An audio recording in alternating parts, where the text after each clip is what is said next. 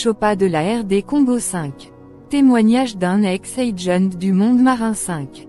Ce témoignage est la 5e partie d'une série de 6. Veuillez lire les 5 autres parties. Je devais tuer mes victimes par le sexe.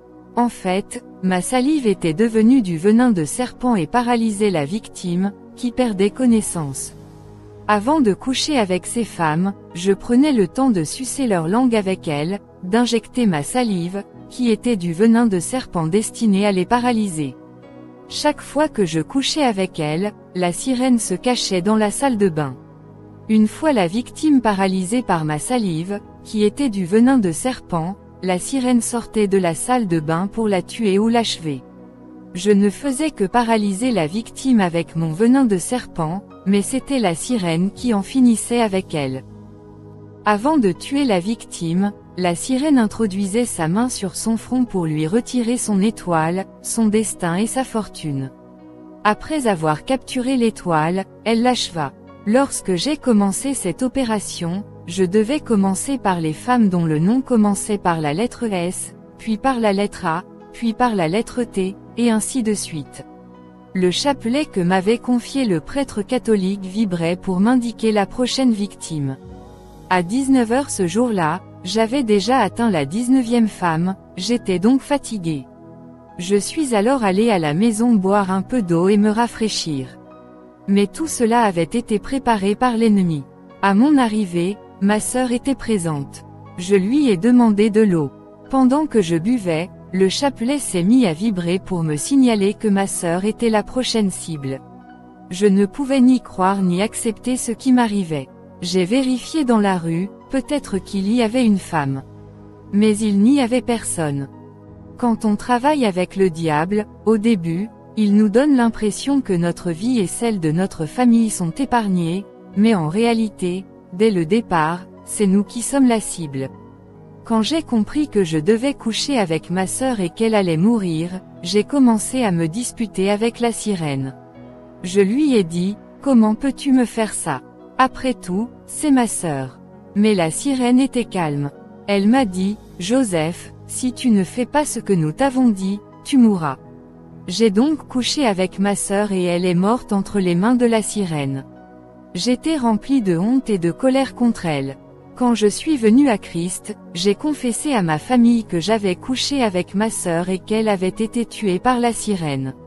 Ce fut une catastrophe pour la famille, mais finalement, ils ont fini par me pardonner. Après la mort de ma sœur, j'étais en voiture avec la sirène lorsque le chapelet a vibré. Je regardais dans la rue pour voir la prochaine cible, mais je ne voyais personne.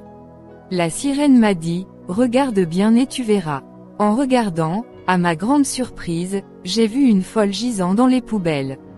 C'était incroyable, je ne pouvais pas l'accepter. Je me sentais trahi par la sirène. Alors, je me suis disputé avec elle. Le chauffeur de taxi a remarqué que je parlais dans le vide, car il n'avait pas vu la sirène. Mais j'ai fait semblant de me parler à moi-même, alors qu'en fait, je parlais à la sirène.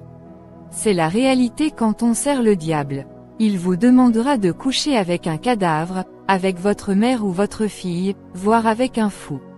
C'est pourquoi il ne faut pas envier les gens dans la rue, car vous ignorez la réalité qu'ils vivent. La question qu'il faut se poser est la suivante, pourquoi la sirène avait-elle planifié et voulu que je couche avec cette folle? Dans la Bible, on voit qu'un fou vivait dans le cimetière. Cet homme était habité par une légion de démons. La sirène savait que cette folle était habitée par une multitude de démons et qu'une fois que j'aurais couché avec elle, ces multitudes de démons me seraient transmises. La sirène voulait que la légion de démons qui vivait en elle vienne vivre en moi, pour changer et influencer ma personnalité et mon comportement. Ainsi, je deviendrais sans cœur. Ma personnalité a été transformée après avoir couché avec la folle à cause de la multitude de démons qui m'ont été transmis. De nombreux dirigeants sont souvent envoyés coucher avec des folles par le diable afin que les démons qui habitent ces folles leur soient transmis. Certaines personnes sont sans cœur à cause des sacrifices et des réalités qu'elles rencontrent dans le fétichisme et l'occultisme. Elles sont sans cœur, elles ne sont jamais charitables à cause de ce qu'elles traversent et de leurs expériences. Après avoir couché avec la folle, je suis allé dans un bar populaire de la ville où se trouvaient de nombreuses prostituées.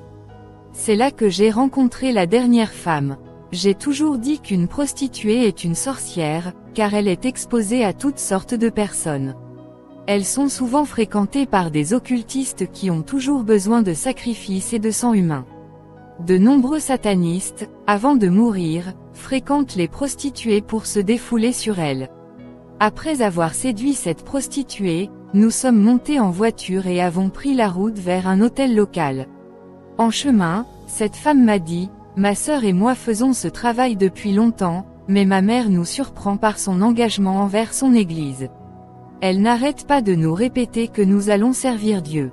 Et elle dépense tout son argent pour ses pasteurs et ses églises corrompues, et c'est pourquoi nous sommes en conflit avec elle. » En écoutant cette prostituée, j'ai compris que sa mère luttait pour leur salut par la prière, mais cela ne signifiait rien pour moi. À notre arrivée à l'hôtel, la prostituée ouvrit son sac pour en prendre un préservatif. Elle réalisa qu'elle y avait glissé par erreur la Bible et l'enveloppe de sa mère contenant l'argent destiné à la construction de l'église. À cet instant, son cœur changea. Elle me dit qu'elle devait rentrer chez elle pour rendre cette enveloppe à sa mère, puis qu'elle reviendrait. Je m'opposais à cette suggestion, car il était presque minuit. Si je n'accomplissais pas ce dernier sacrifice, je mourrais moi-même. Je lui proposai d'augmenter le prix qu'elle m'avait demandé, mais à ma grande surprise, elle refusa. Je lui proposai de lui donner 10 fois la somme demandée, mais elle refusa. Alors je me dis, il va être minuit et je n'ai pas le choix, alors je dois la violer. Mais j'ignorais que Jésus-Christ luttait pour sauver la vie de cette prostituée grâce aux prières de sa mère et à ses contributions financières à l'œuvre de Dieu. Le temps s'écoulant, j'ai essayé de la violer, mais elle était devenue très forte et elle a crié pour alerter les employés de l'hôtel. Quand les employés sont arrivés, j'ai essayé de les soudoyer, mais ils ont refusé. Puis la prostituée s'en alla. Elle fut sauvée grâce aux prières de sa mère et à ses dons à l'église. Après mon départ, je me retrouvais seul à l'hôtel. Il était minuit, j'attendais la mort ou la folie.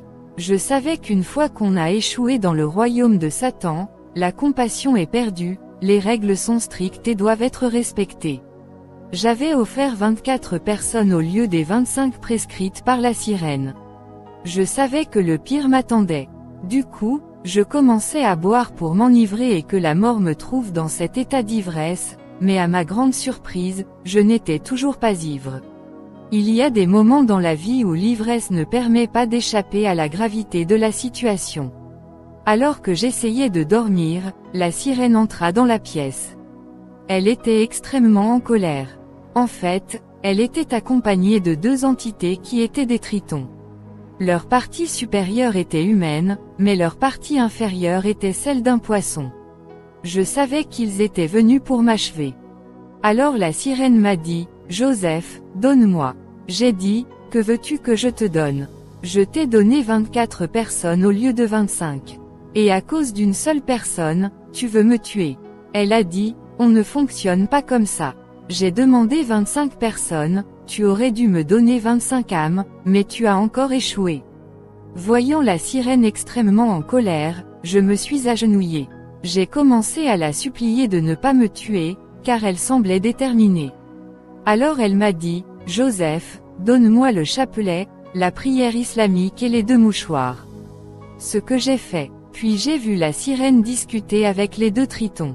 Pendant qu'elle leur parlait, j'ai cru qu'ils discutaient de la façon dont ils allaient me tuer.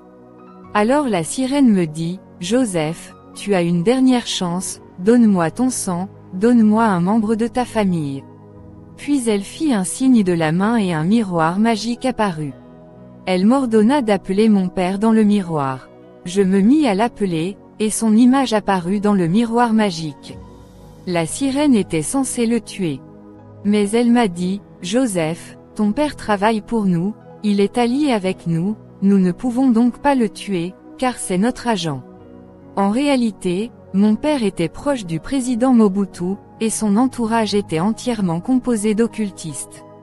La sirène m'a alors demandé d'invoquer ma mère pour qu'elle apparaisse dans le miroir magique. J'ai donc commencé à l'appeler par son nom avec insistance. Mais quelque chose s'est produit. Du feu a jailli du miroir, et j'ai remarqué qu'il poursuivait la sirène et les deux tritons. Je les ai entendus crier d'angoisse et de terreur. J'ignorais que ma mère était chrétienne née de nouveau. Nous avons donc été attaqués par cette flamme de feu, mais Dieu m'a épargné, ce sont ces esprits des eaux qui ont subi l'attaque. Les sorciers et les occultistes peuvent observer les chrétiens dans des miroirs magiques, mais ils ne peuvent pas les toucher. Ils utilisent la stratégie d'offenser les chrétiens pour accéder à une porte ouverte et les atteindre. Après cet incendie, la sirène m'a demandé de ne pas prononcer le nom de ma mère dans le miroir. Elle m'a alors demandé, « As-tu un fils ?» J'ai répondu, « Oui, j'ai eu un fils avec une femme, mais ma famille l'ignore. » La sirène m'a alors demandé d'appeler le nom de mon fils dans le miroir, et il est apparu dans le miroir magique. La sirène m'a donné un couteau et m'a demandé de poignarder l'image de mon fils dans le miroir. Dès que je l'ai fait, j'ai remarqué que mon fils tremblait. Il est tombé dans le coma et sa mère a paniqué. Je vous informe que la plupart des morts subites et des crises cardiaques sont des attaques mystiques et le résultat de la sorcellerie, et que seule la prière au nom de Jésus-Christ peut sauver la victime. Mais la mère de l'enfant n'étant pas chrétienne, elle s'est précipitée à l'hôpital. L'enfant est décédé. Français la sirène et les deux tritons m'ont applaudi et félicité en disant, « Félicitations, tu es courageuse. » Pendant que je pleurais mon fils, la sirène m'a dit, « Prépare-toi, car demain nous viendrons te chercher pour le voyage dans notre monde sous-marin pour la cérémonie de mariage au cours de laquelle tu seras intronisé et consacré en tant que triton. » Ils m'ont dit que je deviendrais comme eux et que j'aurais du pouvoir après cette consécration. La conversion de l'agent du monde sous-marin. Après avoir offert 25 âmes au diable, j'ai été félicité par la sirène qui était accompagnée de deux tritons, des entités dont la partie inférieure est celle d'un poisson. C'était douloureux pour moi, car j'avais sacrifié ma propre sœur et mon propre fils. Mais la sirène essayait de m'encourager et me dit, « Joseph, puisque tu as vaincu, le lendemain je viendrai te chercher et t'emmènerai au royaume sous-marin pour ta consécration et ton intronisation en tant que triton. Notre mariage sera alors consommé après que tu auras reçu le pouvoir de te transformer en triton. » Mais le samedi de cette semaine-là, ma mère, chrétienne née de nouveau, fit un rêve. Dans ce rêve, elle me vit tenir un couteau ancien, celui que la sirène utilisait pour poignarder ses victimes dans le miroir magique. C'était exactement le couteau qu'elle m'avait donné pour tuer mon propre fils. C'était un couteau vraiment tranchant. Le manche de ce couteau portait des inscriptions anciennes semblables aux hiéroglyphes égyptiens. J'ai pensé qu'il pouvait s'agir des écritures de la civilisation sous-marine. Ma mère a rêvé que je tenais ce couteau et que je poursuivais toute la famille pour les poignarder, tandis que tous les membres de la famille fuyaient pour se sauver. Ma mère m'a dit que lorsqu'elle m'a vu hanter la famille, elle a remarqué que j'étais couvert de sang. Dans ce rêve, elle essayait de protéger la famille de moi. Puis elle a heurté quelque chose et est tombée à terre. C'est au moment où j'allais la poignarder qu'elle s'est réveillée. La Bible dit, car Dieu parle, tantôt d'une manière, tantôt d'une autre, sans que l'homme s'en aperçoive. C'est en songe, en vision nocturne, lorsqu'un profond sommeil tombe sur les hommes endormis dans leur lit. Job 33/14-15. Ce rêve n'a pas plu à ma mère. En fait, lorsqu'elle est née de nouveau, elle s'est engagée à soutenir l'œuvre de Dieu financièrement. Elle était femme d'affaires à l'époque, et après ce rêve, elle est allée voir des hommes de Dieu pour obtenir des conseils et des orientations. Elle leur raconta ce rêve, puis leur demanda de venir prier pour la maison et la famille. Ils vinrent prier pour la famille après le culte du dimanche. C'est au moment de leur départ que ma mère entendit la voix de l'Esprit lui demandant de semer une graine. Et ma mère sema une graine de $1700. À l'époque, on pouvait acheter une maison avec cette somme. Après avoir semé cette graine, les hommes de Dieu prièrent pour elle. Mais alors que ces hommes de Dieu s'apprêtaient à quitter notre propriété, ils reçurent une révélation du Seigneur pour ma mère. Ils retournèrent donc à pied la lui transmettre. Les hommes de Dieu dirent à ma mère, le Seigneur Jésus nous a dit de te demander tout ce que tu veux, il te l'accordera, car ta semence a été acceptée par le Seigneur qui l'a honorée. Mais ma mère était déjà femme d'affaires et relativement riche. Elle possédait des voitures, des maisons et beaucoup d'argent. Comme elle voulait que je vienne au Seigneur, elle a demandé à Christ le salut de mon âme. Après que les hommes de Dieu eurent prié pour le salut de mon âme, ils étaient sur le point de partir. En fait, ils étaient déjà en train de partir lorsqu'ils entendirent à nouveau la voix de Jésus. Ils revinrent vers ma mère et lui dirent, « Voici ce que le Seigneur nous dit. Ton fils viendra te rendre visite mercredi et voici ce que tu dois faire. Tu l'empêcheras de quitter ta propriété avant midi. Quand ton fils viendra te rendre visite mercredi, ne le laisse pas te quitter avant midi. » Pourtant, ma femme, la sirène, m'a dit qu'elle viendrait me chercher à midi pour m'emmener sous l'eau pour la cérémonie de ma consécration et de mon intronisation. Elle était censée arriver à 11h55. Ces hommes de Dieu ont demandé à ma mère de garder cette prophétie secrète. Donc le vendredi de cette semaine, j'étais à mon hôtel le matin et la sirène est venue me confirmer qu'elle viendrait me chercher mercredi à 11h55 pour m'emmener au royaume des sirènes sous l'eau. Tôt le matin de ce mercredi, j'ai senti une voix inconnue en moi me presser d'aller voir ma mère. Je n'avais jamais entendu une voix aussi puissante, et je ne l'ai plus jamais entendue de ma vie. J'étais poussé par une force vers ma mère. J'ignorais qu'elle avait acheté de gros cadenas pour m'empêcher de quitter la propriété avant l'heure indiquée par le Seigneur. En réalité, ma relation avec elle n'était pas bonne, car lorsqu'elle a vu ma femme, la sirène, elle ne l'a pas appréciée. Ma mère était une chrétienne née de nouveau et authentique.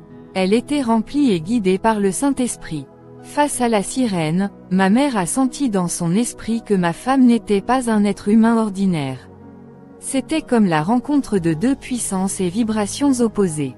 Ma mère ne pouvait pas le supporter, et la sirène non plus ne pouvait pas supporter la puissance de ma mère. Et comme ma mère était née de nouveau, elle a eu des révélations et des visions concernant mes œuvres de ténèbres. Elle savait que j'étais dans l'occultisme. Il en est résulté un conflit entre elle et moi. Mais ce mercredi matin, en allant chez ma mère, j'ai été surprise de son accueil et j'ai remarqué qu'elle chantait constamment des louanges et des adorations. À un moment donné, j'ai vu ma mère fermer la porte principale de la propriété avec de gros cadenas, puis elle m'a dit, « Joseph, le Seigneur Jésus-Christ m'a recommandé de ne pas te laisser sortir de chez moi avant minuit. » J'ai protesté avec énergie. Comme je m'opposais à cette suggestion, nous avons commencé à nous disputer. Mais ma mère était inflexible et refusait d'ouvrir la porte. À 11h, j'ai commencé à désespérer. J'avais rendez-vous avec la sirène à 11h55. L'attitude de ma mère m'a beaucoup mise en colère. Du coup, j'ai commencé à l'insulter pour la choquer et la forcer à me laisser partir. Comme ma mère était têtue, je me suis mise à l'insulter. Alors que j'essayais d'ouvrir la porte, ma mère m'a attrapé par les mains pour m'empêcher de partir. J'ai alors commencé à lui frapper les mains pour me libérer et qu'elle puisse me lâcher. Mais aujourd'hui encore, je n'ai jamais compris ce qui s'est passé ce jour-là. Bien que je lui ai frappé les mains, elle me tenait et je sentais qu'elle ne ressentait rien. Je savais que si je manquais ce rendez-vous avec la sirène, j'en subirais les conséquences fatales. Dès minuit, j'ai remarqué que ma mère me lâchait, comme le Seigneur Jésus l'avait ordonné par l'intermédiaire des hommes de Dieu. Je savais que j'avais manqué mon rendez-vous avec la sirène qui devait m'emmener sous l'eau pour être intronisée sous forme de triton, et je savais qu'il y aurait des conséquences. En fait, cette cérémonie d'intronisation sous-marine était censée réunir les hauts dignitaires, les rois et les autorités du royaume marin. Comme je l'ai dit, il existe de nombreuses races et dynasties de sirènes dans le monde marin, ainsi que plusieurs créatures comme les tritons, les démons hybrides et les créatures mi-poissons. Quand j'ai réalisé que j'avais manqué la cérémonie d'intronisation et de consécration, j'ai fondu en larmes. J'ai dit à ma mère, « Maman, tu m'as tué, tu ne sais pas ce que tu as fait. » Ma mère a répondu, « Mon fils, je t'ai sauvé. » Et, furieux, avant de quitter sa maison, j'ai pris une grosse pierre et l'ai jetée sur la vitre de sa voiture. Puis j'ai quitté sa propriété et me suis dirigé vers l'hôtel où je vivais avec la sirène. En chemin, je pensais qu'il était peu probable que je sorte vivant de cet hôtel.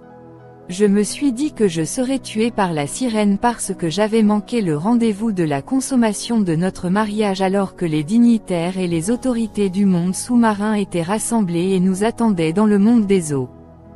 Bien-aimés, les chrétiens peuvent arriver en retard à l'église, mais ce n'est pas le cas pour le royaume de Satan. Ne pas être à l'heure a des conséquences. D'ailleurs, lors de cette cérémonie de consécration que j'ai manquée, j'allais devenir un triton et recevoir le pouvoir des sirènes. Ainsi, j'allais pouvoir me transformer en un homme hybride dont la partie inférieure serait celle d'un poisson, je veux dire triton. Des satanistes et des démons de haut rang nous attendaient déjà dans le monde sous-marin, mais le Seigneur, par l'intermédiaire de ma mère, a perturbé tout ce programme. J'ai donc quitté la maison de ma mère et pris un taxi jusqu'à l'hôtel où je vivais pour rencontrer la sirène. À mon arrivée, j'étais envahi par la peur. J'appréhendais la mort. Je ne savais pas si j'en sortirais vivant. Et lorsque j'ai ouvert la porte de notre chambre, j'ai vu la sirène assise sur le lit. Elle était furieuse et nue. Mais, chose étrange, j'ai remarqué qu'elle était couverte de nombreuses blessures. Alors elle m'a dit, « Joseph, as-tu vu ce que ta mère m'a fait ?» J'ai été surprise d'entendre la sirène parler de ma mère. Je lui ai dit que j'avais laissé ma mère à la maison. Que la grâce soit avec vous tous qui avez Jésus-Christ pour maître. Suivant, Joseph Chopa 6 témoignage d'un ancien agent de la Marine 6.